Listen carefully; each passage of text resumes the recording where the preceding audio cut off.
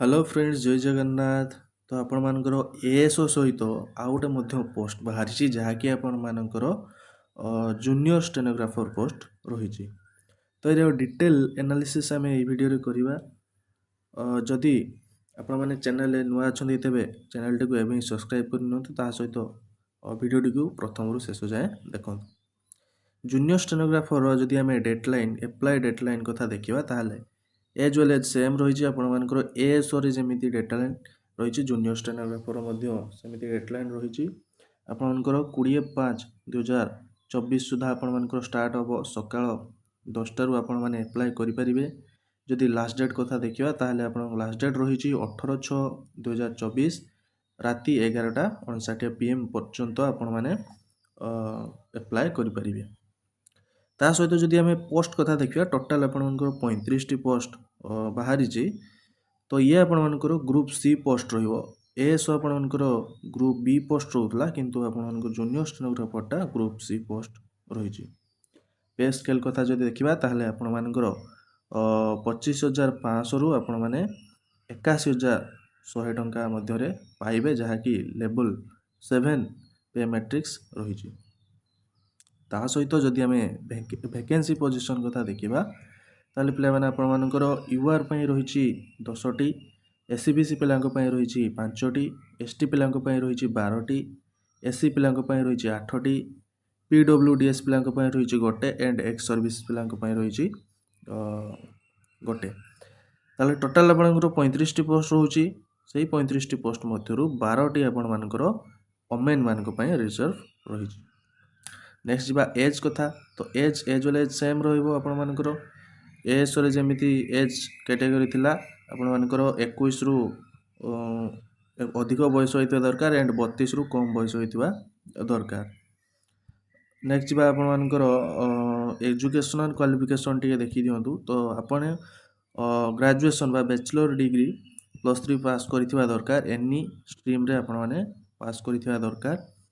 ताहा सहित आपण मानकर minimum speed 80 minimum speed of 80 words per minute in short hand माने आपण मानकर स्टेनोग्राफर टाइप करिया को पड़िबो। ता सहित 40 वर्ड्स पर मिनिट इन टाइप राइटिंग कंप्यूटर आपण मानको टाइप करिया पड़िबो। ता सहित कंप्यूटर मध्ये नॉलेज रहितबा दरकार। तो ये थिला स्टेनोग्राफर पई एजुकेशनल क्वालिफिकेशन। जदि आपण मानको स्टेनोग्राफर टाइप करि आसुछि देन आपण माने यहाको अप्लाई करि परिबे। एग्जामिनेशन फी देखिबा। एग्जामिनेशन फी आपण मानकर 500 टंका रहिछि। नेक्स्ट सिलेबस कथा जदि देखिबा ताले ये आपण मानकर केवल क्वालिफाइंग टेस्ट गुटा रहिबो जहाँकि इंग्लिश सब्जेक्ट हला। टोटाल 100 मार्क रहबो जहाँकि आपण मानकर 1.5 घंटा ड्यूरेशन रहिछि। जदि सब्जेक्ट कथा देखिबा ताले आपण मानकर कोन रहिछि ना एन एसे इन इंग्लिश आपण 20 मार्क रहबो। ट्रांसलेशन पढ़िबा आपनकर 20 मार्क जहाँकि ओडिया टू इंग्लिश आपण ट्रांसलेशन करिवे। Then English to Odia translation आसीबो सी भी 20 मार्क रो। Knowledge in grammar English grammar आसीबो आपण मानकर टोटाल 40 मार्क रो। टोटाल ये आपनकर 100 मार्क रहउची जहाँकि 1.5 घंटा मध्य एग्जाम कंडक्ट करा जिवो।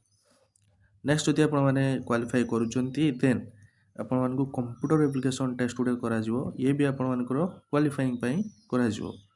थियोरी रहिबा आपनकर 50 मार्क जहाँकि 30 मिनिट रे कंडक्ट करा जिवो। स्किल टेस्ट जोटा कि प्रैक्टिकल रहिबो कंप्यूटर रे ताहा भी मध्य 50 मार्क रो रहिछि। ये मध्य आपनकर 30 मिनिट रे कंडक्ट करा जिवो। जदि आपण माने एथरे मध्य क्वालिफाई करूचंती देन नेक्स्ट आपनकर गोटे स्किल टेस्ट हो जोटा कि स्टेनोग्राफर आपण माने टाइप करिवे। अच्छा टोटाल आपण मानकर स्किल टेस्ट आपण मानकर 100 मार्क कंडक्ट करा जिवो। अच्छा आ गोटे कथा कहि रखिबी आपण मानकू फास्ट जो आपण मानकर गोटे एग्जाम हबो जहाँ कि क्वालिफाइंग टेस्ट रही। टोटाल आपनकर एटी 100 मार्क हबो। 100 मार्क आपण माने यार 30% आपण मानकू रखिबा पड़िबो। देन आपण माने नेक्स्ट एग्जाम पई क्वालिफाई हे परिबे। जदि 30% आपण माने रखुचंदी देन आपण माने डिस्क्वालिफाई हे जिवे। आ जो माने 35% रखि क्वालिफाई हेले देन नेक्स्ट आपण मानकर नेक्स्ट एग्जाम देबे जहार होची computer application. Computer application test रे जदि आपण माने टोटाल ये आपंकर 100 मार्क रोचे 100 मार्क को आपण मानक 50% मार्क आपण मानक रखा पड़ो ताहले आपण मानक स्किल टेस्ट आपण मैंने एपियर हो पारे। अच्छा ये थिला आपण मन किछि इन्फॉर्मेशन यार पीडीएफ आपण मानक मु हम टेलीग्राम चैनल रे अपलोड कर देबी एंड यार ऑफिशियल लिंक आपण मानक आम चैनल डिस्क्रिप्शन लिंक रे मिल जिवो। आशा करी आपको वीडियो भल लगी जदि वीडियो भल लगी था तेज चैनल को एवं सब्सक्राइब कर रखु जहाँफल आपण मैंने नूतन वीडियो पाइपर। देखा नेक्स्ट वीडियो रे। Thank you.